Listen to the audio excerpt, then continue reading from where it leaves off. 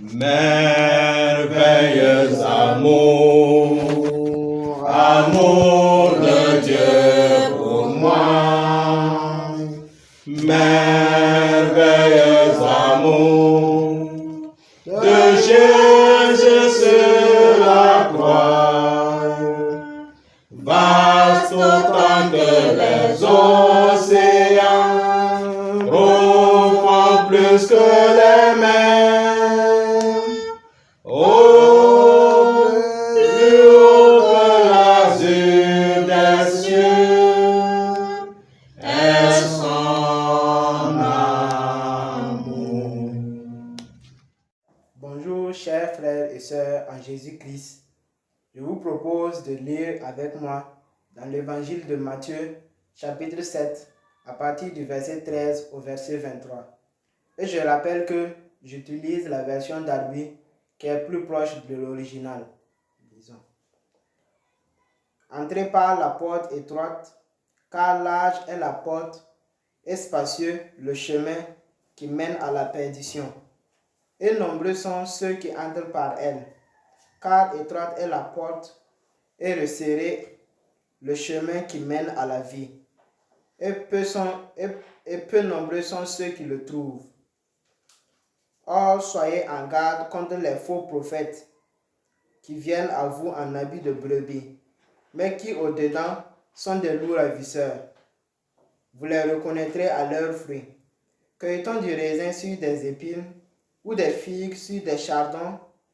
Ainsi, tout bon arbre produit de bons fruits, mais l'arbre mauvais produit du mauvais fruit. Un bon arbre ne peut pas produire de mauvais fruits, ni un arbre mauvais produire de bons fruits. Tout arbre qui ne produira pas de bons fruits est coupé et jeté au feu. Ainsi, vous les reconnaîtrez à leurs fruits. Ce ne sont pas tous ceux qui me disent Seigneur, Seigneur, qui entreront dans le royaume des cieux, mais celui qui fait la volonté de mon Père qui est dans les cieux. Plusieurs me diront en ce jour-là, Seigneur, Seigneur, n'avons-nous pas prophétisé en ton nom, et n'avons-nous pas chassé des démons en ton nom, et n'avons-nous pas fait beaucoup de miracles en ton nom? Et alors je leur déclarerai, je ne vous ai jamais connu. Retirez-vous de moi, vous qui pratiquez l'iniquité. Que le Seigneur bénisse sa parole. Amen. Bonjour chers frères et sœurs en Jésus-Christ, chers amis, chers internautes, nous bénissons encore le Seigneur pour l'occasion qu'il nous donne de nous retrouver autour de sa parole, pour nous exhorter, pour nous édifier, pour nous fortifier les uns les autres. Gloire au Seigneur. Pour cela, je vous invite à ouvrir avec moi l'évangile selon Matthieu, le chapitre 25, à partir du premier verset au verset 13. Alors, je vais parler par là de la parabole des vierges, des 10 vierges. Mais moi, je donne pour thème les chrétiens et la venue du Seigneur. Les chrétiens et la venue du Seigneur. Alors, je rappelle que j'utilise la version Darby, qui est une version vraiment très proche de l'original, qui est fiable et qui est vraiment intéressant. Voilà. Lisons ensemble. Matthieu 25, à partir du verset 1. Alors le royaume des cieux sera fait semblable à 10 vierges qui, ayant pris leur lampe, sortirent à la rencontre de l'époux. Et 5 d'entre elles étaient prudentes et 5 folles. Alors, celles qui étaient folles, en prenant leur lampe, ne prirent pas d'huile avec elles. Mais les prudentes prirent de l'huile dans leur vaisseau avec leur lampe. Or, comme l'époux tardait, elles assoupirent toutes et s'endormirent. Mais au milieu de la nuit, il se fit un cri. Voici l'époux, sortez à sa rencontre. Alors toutes ces vierges se levèrent et apprêtèrent leurs lampes, et les folles dirent aux prudentes, donnez-nous de votre huile, car nos lampes s'éteignent. Verset 9. Mais les prudentes répondirent, disant, non, de peur qu'il n'y en ait pas assez pour nous et pour vous. Allez plutôt vers ceux qui en vendent et achetez-en pour vous-même. Or, comme elles s'en allèrent pour en acheter, l'époux vint. Et celles qui étaient prêtes entrèrent avec lui aux noces, et la porte fut fermée. Ensuite viennent aussi les autres vierges, disant, Seigneur, Seigneur, ouvre-nous. Mais lui répondant dit, en vérité, je vous le dis, je ne vous connais pas. Veillez donc, car vous ne savez ni le jour ni l'heure. Gloire au Seigneur. Alors, donc, comme je le disais, le thème, c'est les chrétiens et la venue du Seigneur. Ça, c'est le thème. Les chrétiens et la venue du Seigneur. Alors, nous voyons que cette parabole du royaume des cieux prédit l'état moral de la chrétienté au moment où la venue de Christ est annoncée. Alors, le Seigneur vient de montrer que la fidélité du serviteur est liée à l'attente du retour du Maître. Amen. Gloire au Seigneur. On connaît la fidélité du serviteur par rapport à l'attente du retour du Maître. Alors, il souligne maintenant ce que doivent être les affections du cœur dans l'attente de la venue de l'époux. Le royaume des cieux a été inauguré lorsque Christ a pris place à la droite du trône de la majesté dans les cieux. Gloire au Seigneur. Amen. Alors, nous voyons le Seigneur envoyer le Saint-Esprit ici-bas en vue du rassemblement des saints célestes et de leur enlèvement à la rencontre du Seigneur. Les premiers chrétiens étaient préparés à cet événement. Ça, c'est vrai. Les premiers chrétiens vivaient comme si Jésus devait venir aujourd'hui. Alors, chaque jour qu'ils vivaient, ils vivent comme s'il doit venir aujourd'hui.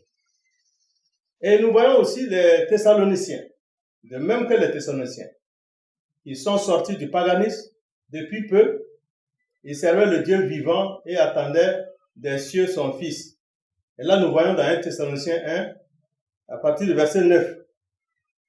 Car eux-mêmes racontent de nous quelle entrée nous avons eue auprès de vous et comment vous êtes tournés des idoles vers Dieu pour servir le Dieu vivant et vrai, verset 10, et pour attendre des cieux son Fils qu'il a ressuscité d'entre les morts, Jésus, qui nous délivre de la colère qui vient. Amen.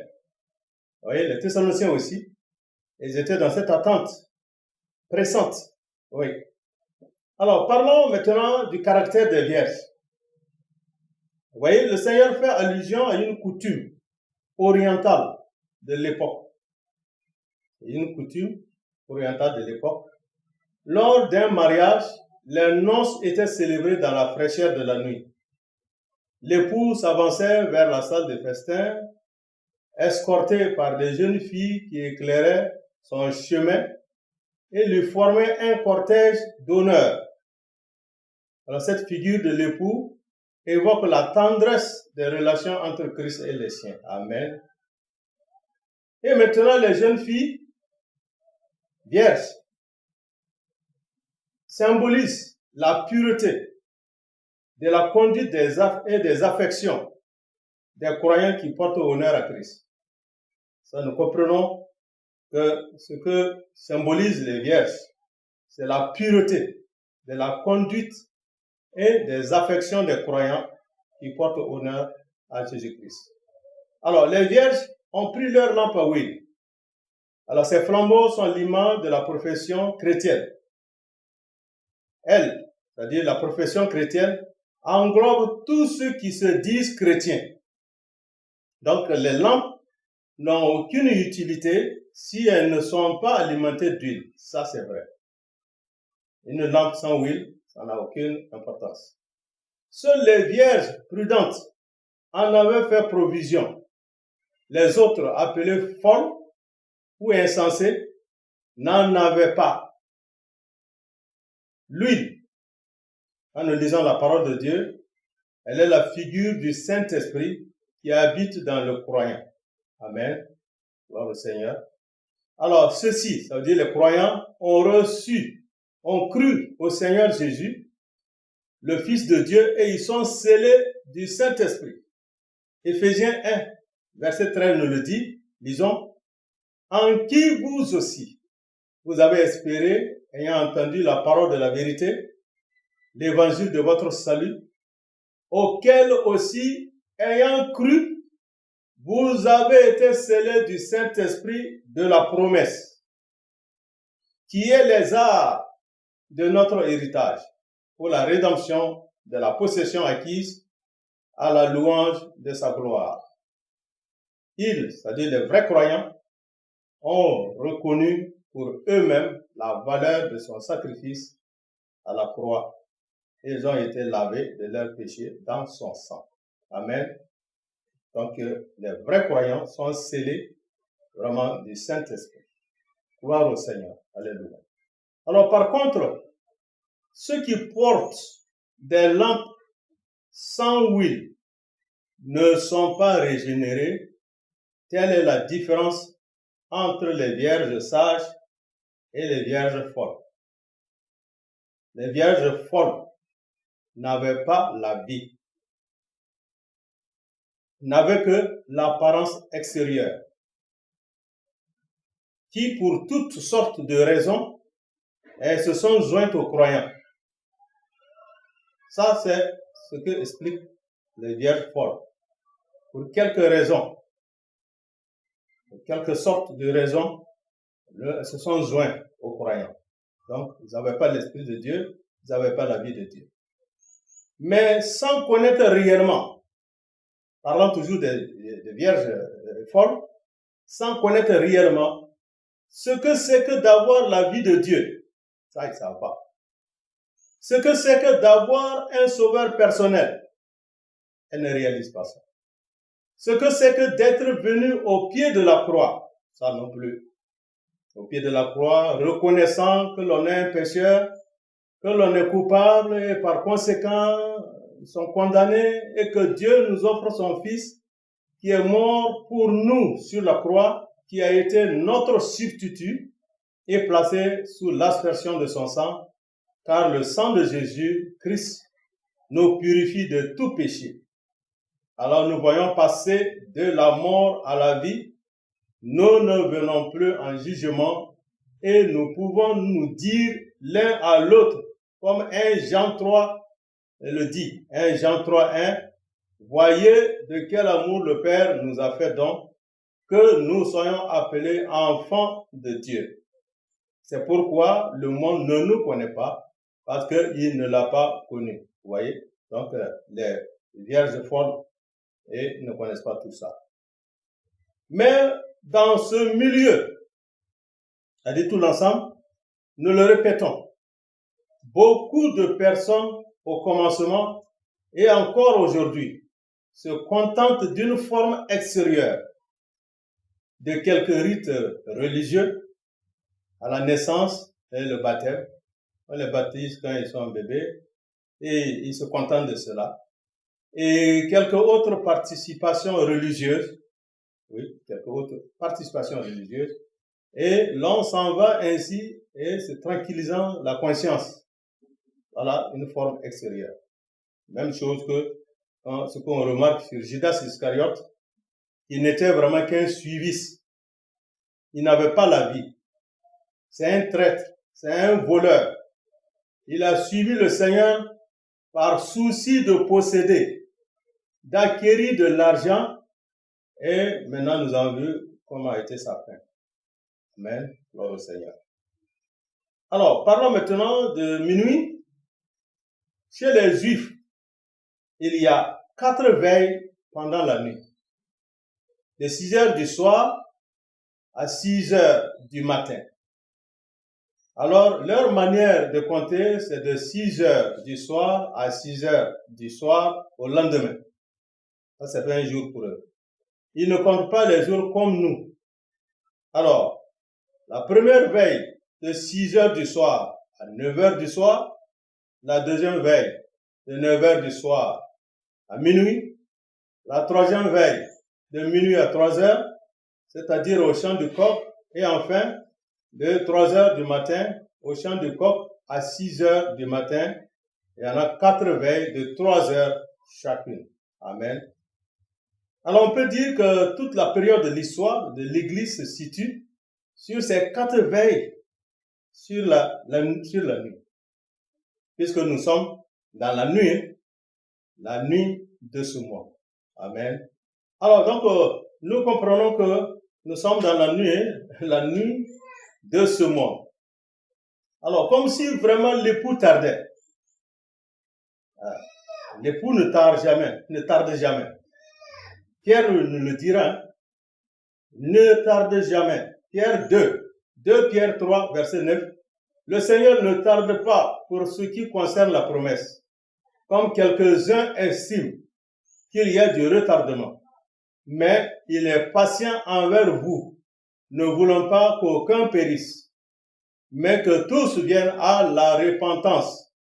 Or, le jour du Seigneur viendra comme un voleur, et dans ce jour-là, les cieux passeront avec un bruit sifflant, et les éléments embrasés seront dissous, et la terre et les œuvres qui sont en elle seront brûlées entièrement. Donc, le Seigneur ne tarde pas. Le Seigneur vient bientôt, selon sa promesse. Mais voilà, les vierges se sont assoupies et puis endormies. Alors, graduellement, le témoignage rendu à la gloire du Seigneur s'est affaibli aujourd'hui, quand nous regardons. Avec la compromission avec ce monde, cela a fait perdre de vue l'approche de la venue de Christ. Il y a trop de compromission avec ce monde, donc ça fait perdre de vue l'approche de la venue du Seigneur. La lumière a décru et les chrétiens, dans leur sommeil, se sont confondus avec les incrédules dans leur état de mort spirituelle. Parlons maintenant du cri de minuit. Au milieu de la nuit, il se fit un cri. Voici l'époux, sortez à sa rencontre. Depuis ce moment-là, l'Esprit Saint agit pour séparer les croyants de ceux qui sont dans la nuit. Paul va nous dire dans 2 Corinthiens, chapitre 6, verset 17, c'est pourquoi sortez du milieu d'eux et soyez séparés, dit le Seigneur, et ne touchez pas à ce qui est impur, et moi je vous recevrai. Il parlera encore dans 1 Thessaloniciens 5, verset 4, mais vous, frères, vous n'êtes pas dans les ténèbres, en sorte que le jour vous surprenne comme un voleur, car vous êtes tous des fils de la lumière et des fils du jour. Nous ne sommes pas de la nuit ni des ténèbres. Amen. Gloire au Seigneur. Verset 6. Ainsi donc, ne dormons pas comme les autres, mais veillons et soyons sobres. Car ceux qui dorment la nuit, et ceux qui s'enivrent la nuit. Mais nous qui sommes du jour, soyons sobres, revêtant la cuirasse de la foi et l'amour, et pour casque l'espérance du salut. Gloire au Seigneur. Voilà. Et le Seigneur nous appelle à sortir, à le rencontrer. Le témoignage du Seigneur est devenu plus clair, mais les chrétiens sont constamment maintenus en éveil et invités à ne pas s'endormir. Amen. Alors, lisons Romains 13, le verset 11, et encore ceci, connaissant le temps, que c'est déjà l'heure de nous réveiller du sommeil, car maintenant le salut est plus près de nous que lorsque nous avons cru, la nuit est fort avancée et le jour s'est approché. Rejetons donc les œuvres des ténèbres et revêtons les armes de la lumière. Conduisons-nous honnêtement comme le jour, non point en orgie ni en ivrognerie, non point en impudicité ni en débauche, non point en querelle ni en envie, mais revêtez le Seigneur Jésus-Christ et ne prenez pas soin de la chair pour satisfaire à ses convoitises. Amen. Paul va continuer à le dire dans Éphésiens 5, verset 14. C'est pourquoi il dit, réveille-toi, toi qui dors, et relève-toi d'entre les morts, et le Christ luira sur toi. Alors les vierges se sont levées et ont apprêté leurs lampes. Celles qui n'ont pas d'huile dans leur vaisseau, c'est-à-dire ou fiole, pour alimenter leurs lampes, voilà, les voient s'éteindre avec angoisse, mais elles ne peuvent rien attendre des vierges prudentes. Les vierges folles ne peuvent rien recevoir des vierges prudentes. L'huile là, on ne peut pas prêter à quelqu'un. Il faut la posséder. Il faut croire au Seigneur et être scellé de son esprit. Ça, on ne peut pas prêter ça à quelqu'un. Ou bien tu es scellé, ou bien tu n'es pas scellé. C'est de Dieu seul que provient l'huile. Et il la vend gratuitement encore. Faut-il l'acheter à temps? Il n'y a que ce Dieu seul. Il vend ça gratuitement. Mais il faut l'acheter aussi à temps. Alors, la parole nous invite à acheter gratuitement. Il y a beaucoup d'éléments que la Bible en parle. Quand nous regardons Proverbe 23, alors il faut payer, il faut acheter la vérité et ne point la vendre, la sagesse, l'instruction et l'intelligence. Tout ça gratuitement. Ésaïe 55, verset 1, le vin et le lait. Oh, quiconque a soif, venez aux eaux. Et vous qui n'avez pas d'argent, venez acheter et manger. Oui, venez acheter sans argent et sans prix du vin et du lait. Oh, quiconque a soif, venez aux eaux. Et vous qui n'avez pas d'argent, venez acheter, manger. Oui, venez acheter sans argent et sans prix du vin et du lait. Amen. Gloire au Seigneur. D'autres éléments encore. Elle va nous dire Apocalypse, le chapitre 3, verset 18. Voilà l'or qu'il faut acheter, les vêtements blancs et le collier. Il dit, verset 18, je te conseille d'acheter de moi de l'or passé au feu, afin que tu deviennes riche, et des vêtements blancs, afin que tu sois vêtu et que la honte de ta nudité ne paraisse pas, et un collier pour oindre tes yeux, afin que tu vois. Amen. Alors les vierges prudentes, elles avaient déjà ça. Elles avaient déjà ça. Elles l'avaient déjà acheté gratuitement auprès de Dieu. Mais les vierges folles qui avaient négligé cela, alors se rendent compte, mais c'est trop tard. Trop tard, parce que la lumière qu'elles pensaient avoir, cette lumière était privée de source. Il y a beaucoup qui se font d'illusions aujourd'hui. Ils se font trop d'illusions. Ils pensent qu'ils ont la lumière, mais cette lumière qu'ils pensent l'avoir là, alors ça n'a pas de source.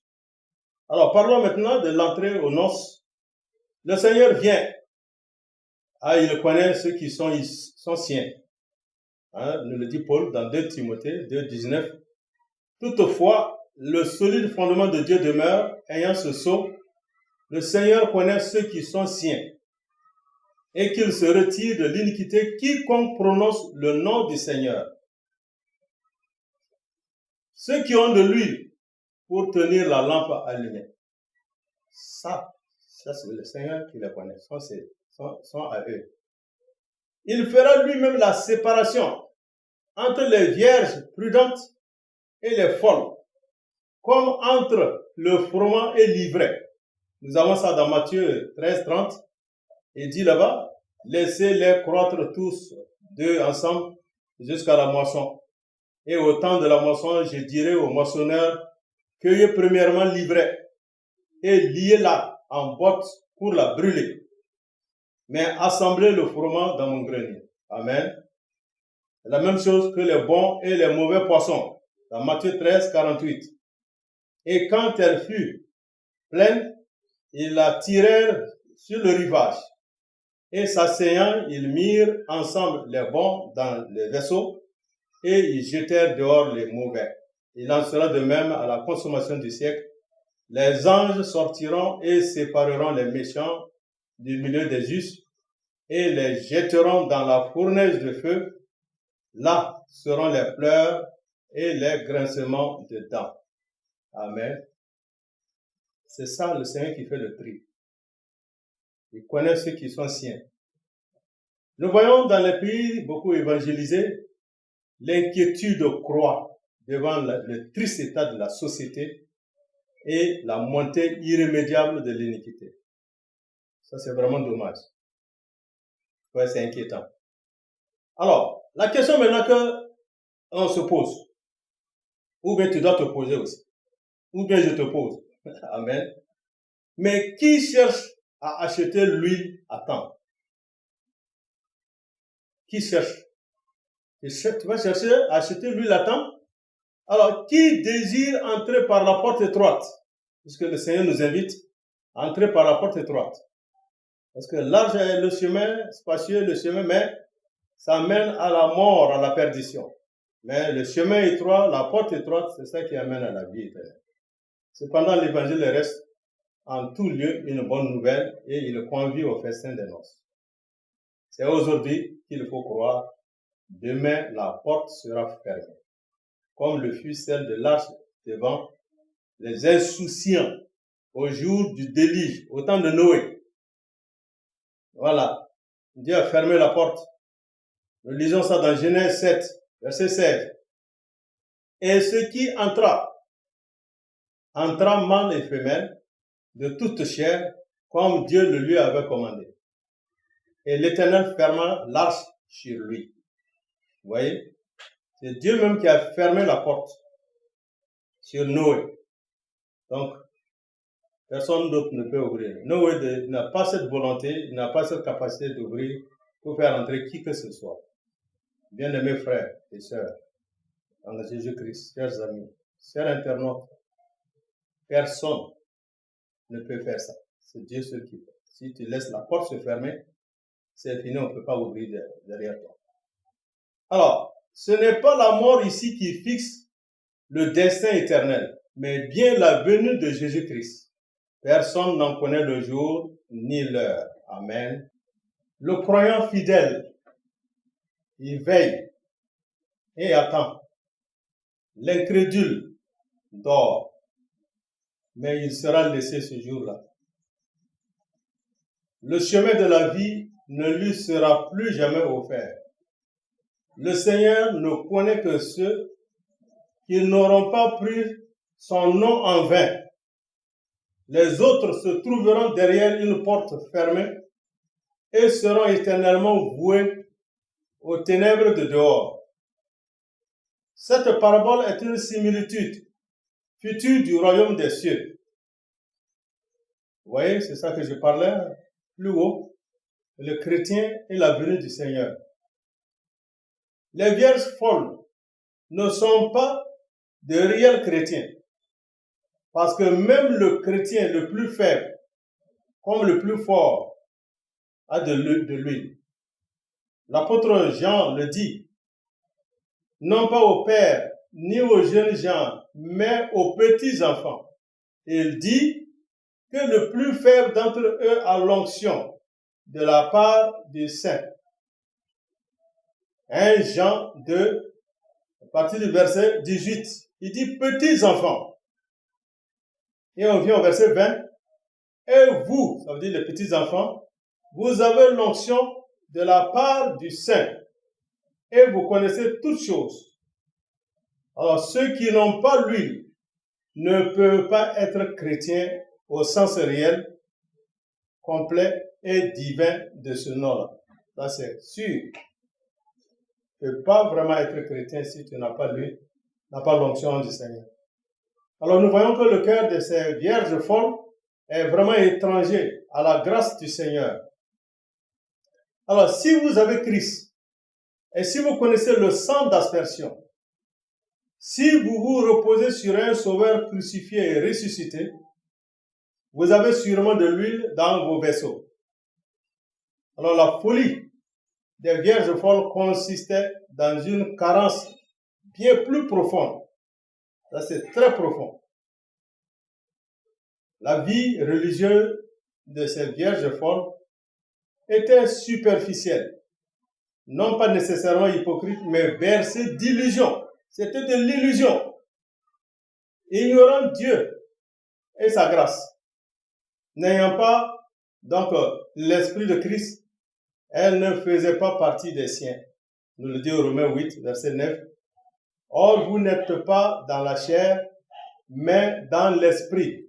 Si du moins l'Esprit de Dieu habite en vous. Mais si quelqu'un n'a pas l'Esprit de Christ, celui-là n'est pas de lui. Les vierges folles n'avaient pas le Saint-Esprit demeurant en elles. C'est ce que le Seigneur veut dire et ainsi qu'il les traite. Amen. Donc, nous comprenons très bien que les vierges folles, ils n'avaient pas l'Esprit vraiment en elles. Vous voyez? Ils n'avaient pas le Saint-Esprit demeurant en elles. C'est ce que le Seigneur veut dire et ainsi qu'il les traite. Comment se procurer l'huile? Les vierges folles à la recherche de l'huile. Les vierges folles n'arrivent qu'après. Ce sont elles qui crient maintenant, mais d'horreur et de désespoir. Leur énergie religieuse s'est finalement révélée comme étant celle du vieil homme. Dans leur angoisse, elles disent « Seigneur, Seigneur, ouvre-nous !» Mais le Seigneur de paix, le donateur de la vie et de la gloire, n'a rien d'autre à leur dire que « Je ne vous connais pas ». Ne vous figurez pas que ceci est dit à des croyants défaillants. Non, ce n'est pas à des croyants défaillants que le Seigneur parle ici. Alors, c'est dit des vierges folles, sans huile, à ceux qui portent le nom du Seigneur, mais n'ont pas l'Esprit de Christ. C'est d'eux et à eux que le Seigneur déclare ne pas les connaître.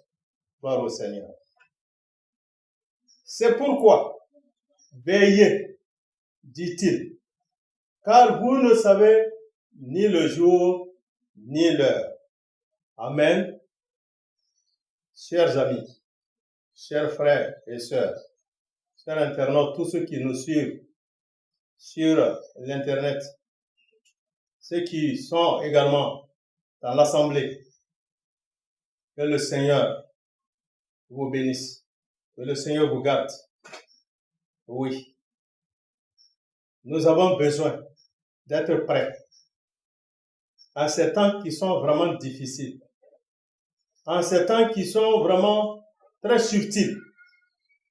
La nuit est là. Bientôt le jour va paraître.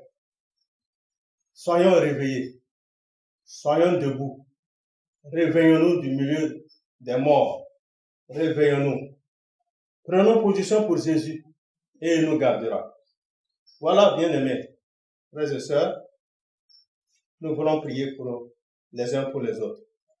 Ma prière est que si en ce jour, en ce moment, que nous sommes accordés ici, autour de la parole de Dieu, vraiment que le Seigneur vienne en aide à tout un chacun. Ça trouve que tu traverses des moments difficiles, des inquiétudes, des soucis, des préoccupations, que le Seigneur te soutienne et que tu ne lâches pas prise, que tu tiennes bon. Parce que la Bible nous en a parlé. Il y a par beaucoup de tribulations qu'il nous faut entrer dans le royaume. Si cette rencontre de ce jour vient trouver que tu es malade, la Bible dit que par la maîtrise de Jésus, nous sommes guéris. Alors que le Seigneur t'apporte vraiment sa guérison. Et que tu te relèves et que tu sois guéri. qu'ils soient renouvelés. Oui, si ça vient trouver que ta foi est défaillante, que tu as faibli, tu ne prends plus plaisir à la prière, à la louange, à la méditation de la parole de Dieu, que le Seigneur te relève, que le Seigneur te fortifie. Oui, c'est ça nous prions les uns pour les autres. Nous nous encourageons parce qu'il faut tous arriver. Oui, que ceux qui sont vraiment les derniers arrivent. Que ceux qui sont vraiment blessés, il y en a beaucoup aussi qui sont déçus aujourd'hui. Ils sont déçus d'une manière ou d'une autre. Mais que le Seigneur vous encourage, que le Seigneur vous soutienne. Voilà, bien-aimés frères et sœurs, que le Seigneur vous garde, que le Seigneur vous bénisse, que le Seigneur nous donne d'être des vainqueurs, d'être victorieux. Parce que la marche n'est pas facile, mais le Seigneur a promis d'être avec nous tous les jours. Alors déchargeons-nous sur lui de tous nos soucis et de toutes nos préoccupations.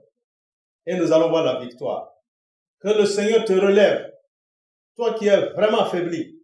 Que le Seigneur te guérisse, toi qui es malade, quelle qu'en soit la maladie, quel qu'en soit le nom de la maladie. Le nom de Jésus est au-dessus de tout nom. Oui, et que par ce nom-là, et que par ces meurtrissures, tu sois guéri de ta maladie. Amen. C'est ça la prière. Que toute la gloire revienne au Seigneur. Soyons tous encouragés. Soyons persévérants. Que le Seigneur vous bénisse et vous garde. Amen. Au nom de Jésus. Amen.